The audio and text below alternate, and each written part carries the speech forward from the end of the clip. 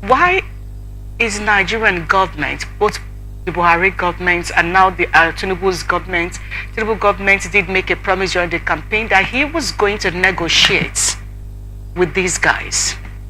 Why are we now getting to the point where they cannot even visit Nnamdi Kanu again? What is going on? Very quickly, let's look at this issue from all angles that we can.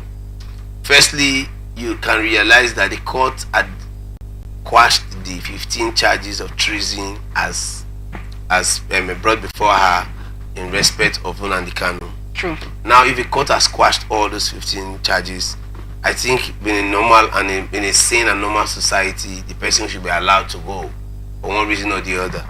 But up until today, that has not happened. We will not forget that not only Nnamdi Kanu is being held in incarceration, to the best of my knowledge, we still have Analyst and wife somewhere that the government of the day has refused to let go from after getting court orders and all. Now, people will say these are peculiar issues, serious issues that are treasonable, that amounts to treasonable felony, that they have some likelihood of tension to national security and all. Be that as it may, this issue brings us to the very first issue we discussed today about the two Baba issue and the killing of SP Bako.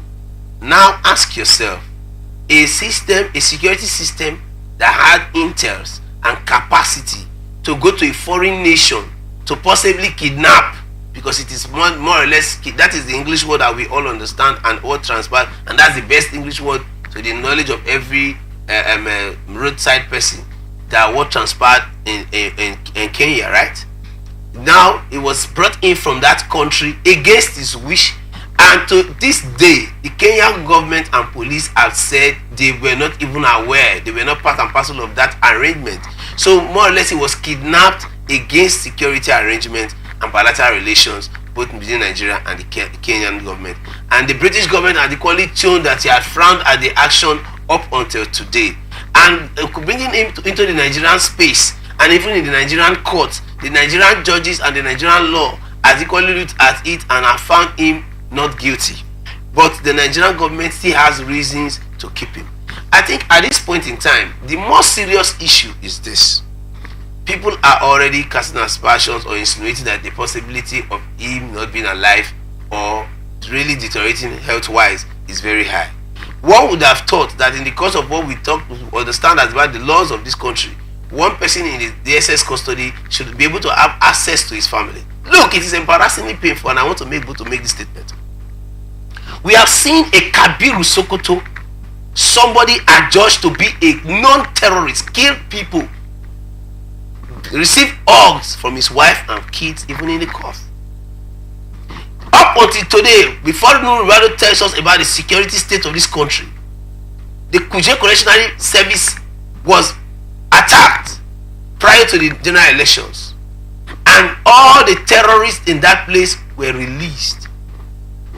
We are talking about terrorist commanders that were placed in the Kuje Correctional Service, and the intelligence of this country are yet to apprehend those people and bring them back. We saw the shambolic elections that we had in this country spread across this nation. People's pictures, videos, and faces were shown when local government chairmen brazenly walked into polling centers, did all that they did. Till today, those people have not been arrested. Even some INEC officers, INEC officers whose identity are not known to both INEC and to the state government that they worked for, but results that came from there have been upheld for one reason or the other.